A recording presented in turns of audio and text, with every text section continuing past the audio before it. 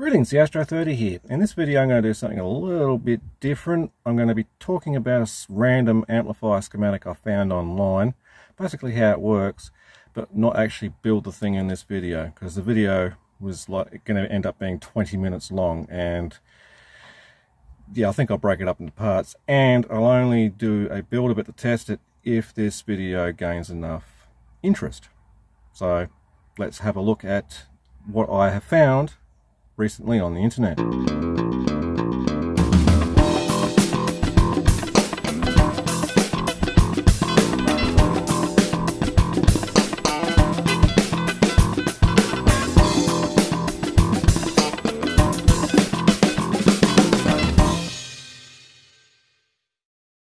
Greetings, the Astro 30 here yet again, and today what we're going to look at is, I want to retouch on a topic I've already done, which is using an operational amplifier as the heart or the basis of a power amplifier. What we're looking at here is a random circuit I found on the internet, which shows some promise, but I have no other data on it other than what was presented in the article. I'll try and find the original link before this video goes live, but we're looking at an amplifier that's purported to produce 170 watts into 8 ohms using an NE5534 as the heart of the amplifier.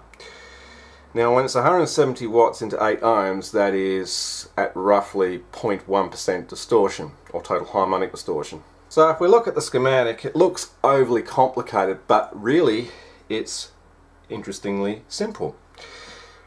So let's start with the front end and work our way to the back end. And at the input stage section of the amplifier, we have a NE5534 operational amplifier, and we take our input through here into the negative input or the inverting input of the amplifier. Now anyone would be forgiven for thinking, oh hang on, if we're putting the input signal into the inverting pin, that means we're actually using the operational amplifier in inverting mode. Well, it would be if the feedback was coming back to the same point the input was. It's not. The negative feedback, which comes off the output stage over here, comes through this resistor back to the positive input, and going through this voltage divider here. If you read the description in the text here of it, it's basically saying we're using this amplifier as a differential amplifier. So in this configuration, it's being used basically as a differential amplifier. Now there are better choices of op amps to use for that, but he decided to use an NE5534. And warning now, English is not his first language, so some of the text does not make sense. The other issue here with this, it's all relatively fine up until you get to this down here. Now this is the feedback resistor, this is the gain resistor R5, and this is the ground point down here, and as normal we're going through a resistor and a capacitor to ground to set our gain and control our DC offset. But what he's got here is two electrolytic capacitors back to back, and the values of them are 100 microfarad each. And essentially what he's doing by doing this is turning these two electrolytics into a bipolar. You might as well have just used a bipolar altogether. So you would be fine using a 100 microfarad 50 volt non-polarized capacitor in place of this string here. That saves two parts and makes it one. This other capacitor, which I'm not sure what its value is offhand, I didn't check before looking at the schematic, but this just gives the amplifier a little bit more high-end frequency response. That's all that's there for. Now this IC is designed to run on plus minus 15 volt, and the way that's achieved is, if we look up here, here's our positive supply line, we're going through a resistor and a xenodiode, yes, and down here at the negative section, which is fed off with pin 4 here, got a similar thing. Here's a negative rail here, a resistor, and of course a xenodiode. This is not the best method to produce those plus minus 15 volt rails. It does work if you're only pairing one op amp. Remember, the more current being drawn across this center, the more it clamps the voltage down and the less overall voltage we have. So preceding the op amp, we have what looks like a push-pull output stage. Well, we do, effectively. But instead of the feedback being taken off of these two common collector points back to the input, what they're being used to do is to drive this next stage, which is the VBE multiplier, which is providing the biasing for the driver output transistors over here. Now, in this configuration it's operating in class B, therefore it's being biased at the point of cutoff, and so when we've got a positive going signal, it's driving the VBE multiplier in the positive direction, providing positive bias to the driver over here, and in the negative half cycle this transistor will be conducting, which is driving bias for the VBE multiplier to this transistor down here, which is then finally driving the output stage. We'll get back to what these components here are doing in just a moment. So as I said, it drives each driver transistor from the VBE multiplier, and it drives an output stage, and it's connected in the classic Darlington configuration, and the entire output stage is operating in emitter follower, which provides a low impedance output. These two diodes here are what's known as flyback diodes, and they just protect the output devices from reverse voltages on the output. There's a inductor here marked L1, and the text is really helpful in describing what that's for, or how to wind it, I should say. It's not marked in microhenries, it just says it's a coil 1mm diameter, that's be the diameter of the enamel copper wire, 15 dash coil. Okay, that's absolutely meaningless. It doesn't give you the diameter of the coil, and it doesn't give you the number of turns. I'm assuming 15 means the number of turns, but it doesn't give you the diameter of the coil. So that's practically useless. The only reason this coil is here, and which is going across this resistor, is when this amplifier is driving capacitive loads. It can cause the amplifier to go into oscillation, so that's why the coil is there. Normally driving a loudspeaker that's on a cable no longer than 2 meters long is not going to be that capacitive. This resistor and this capacitor form our classic Zobel network to keep the amplifier's output stage stable when driving into high frequencies, and that's like above audio, but it just prevents it from oscillating, as so does the coil. Now getting back to what these sets of components here do, well notice we've got degeneration resistors here in each emitter's path of the output stage transistors, and there's two per side. Each comes off of the emitter side before the output, because the output terminal is here, which goes back to our negative feedback resistor here. What these two transistors, which is connected across the output by the emitters, what this circuit here is what is known as a VI limiter, or a voltage current limiter. What happens when excessive amounts of current are being driven through the output, that is, we're basically taking a supply rail down to ground because of a short circuit when the amplifier is working, either one of these two transistors will conduct and will essentially steal the base drive current to either of the drivers. So whichever side of the amplifier is working hard during a short circuit, it will steal the current once this transistor has got enough voltage here to turn on, that is, and then limit the amount of voltage going into this transistor, which overall limits the amount of current going through this output stage. Hence the term VI limiter. And that's the only reason that is there, is to provide some form of short circuit protection. These two flyback diodes also provide a form of short circuit protection. And then we have a couple of fuses here on either supply line, and he set them at plus minus 60 volts for the supply there. I'm a bit dubious of operating it at that voltage.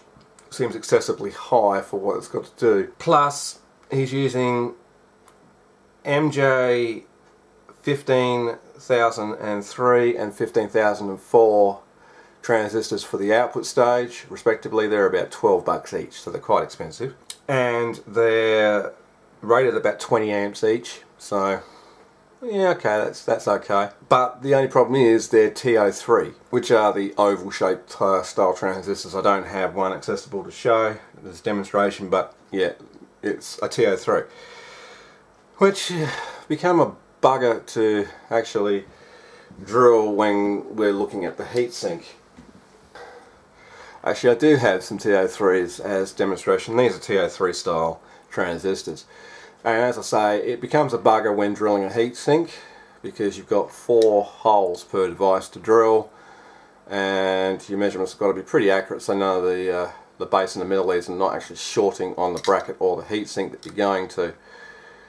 Although, having said that, using this style of transistor and heatsink in an amplifier is probably the easiest solution, because at least that gives you board mounting rigidity by using the heatsink or a bracket, so you don't have to worry too much about mounting holes and supporting the board. But yeah, it's just awkward, that's all. You could probably get away with using like 2N3055s and MJ2955 transistors respectively, or use their TIP version, which are a TO142 flat pack design, which are much nicer. And the only thing would be is you'd reduce the power supply to it. So instead of plus minus 60 volt, I probably wouldn't go any higher than plus minus 42, to be honest. Q1 and Q2 over here, which are the main voltage amplification stage for the op amp to drive the driver circuitry. He's specified MJ350 and MJE350 and MJE340 respectively. I don't have any. You could just as easily use BD139 and BD140s respectively, but again at a slightly reduced power supply rail. And you could use any, you could actually substitute for any transistor value in this circuit, really. You just got to keep in mind 2 factors: the total voltage and current capability of the transistor, plus its HFE or gain. Here it wouldn't matter too much with the HFE, same as the drivers, but they are marked with square boxes around them, meaning they have to be applied to a heatsink, so they do get quite hot. You could use a BD139 here and a BD140 there for the driver transistors, and the TIP 3055 and the TIP 2955 transistors respectively. And we've got 2 of them wired in parallel, so this is actually strengthening the output stage and allowing it to pass more current. Remember, the original transistors used here are capable of 20 amps each, and the ones that I would be substituting are probably only capable of 5 amps. So you would have to keep an eye on the amount of current you're going to be passing through this output stage, which is why I say lower the voltage. Remember, voltage and current are interrelated, so the lower the voltage operation of the amplifier is, the less overall current is going to be flowing through the output stage. That's basically all to talk about with this circuit. He's been nice enough to give us voltage measurements. Now, with this biasing adjustment here, it's said to be biasing the output stage at 100 mA, which is equivalent to measuring across each of these degeneration resistors the voltage drop to 27 millivolts. So once you see 27 millivolt across each of these resistors, you know that the output stage is running at a quiescent current of 100 mA. So next question is, does it work? I don't know. There's no more data on it than what you see here. So the next step would be basically to build it up and see if it even works. Here are the specifications, and I've noticed I've made a mistake, quite a big one, when redrawing the table up, but I'll correct it in a minute. Our input sensitivity is 1 volt RMS, or roughly 2.8 volt peak to peak for a full output. This I would assume would be before distortion or clipping. Input impedance is roughly 17.8 kiloohms, so it's a fairly low impedance input. Output power at a total harmonic distortion of 0.1% is 164 watts into 8 ohms, or 275 watts into 4 ohms. Seems impressive so far, but that's at a voltage supply of 120 volt DC, mind you. This is where the mistake is. I've got the slew rate written as 20 volt. Yeah. Okay, signal to noise ratio is greater than 96 decibel per microsecond. Again, yeah. That should be there. That shouldn't be there. So those two were around the wrong way. So anyway, the slew rate is 20 volt per microsecond. The signal to noise ratio is greater than 96 decibel. The total harmonic distortion is less than 0.004% at 1 kilohertz at 1 watt into 8 ohms and less than 0.05% at 20 hertz to 20 kilohertz. The intermodulation distortion, which is not really a figure you should really worry about measuring anymore, at 50 hertz to 1 kilohertz at a ratio of 4 to 1, is less than 0.003% at 1 watt into 8 ohms and less than 0.0035% at 100 watt into 8 ohms.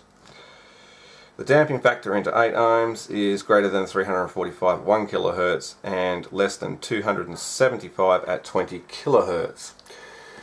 All those specifications may seem a little confusing as to what they mean, but when you look at these specifications compared to other amplifier designs, they're roughly in the ballpark of being pretty good.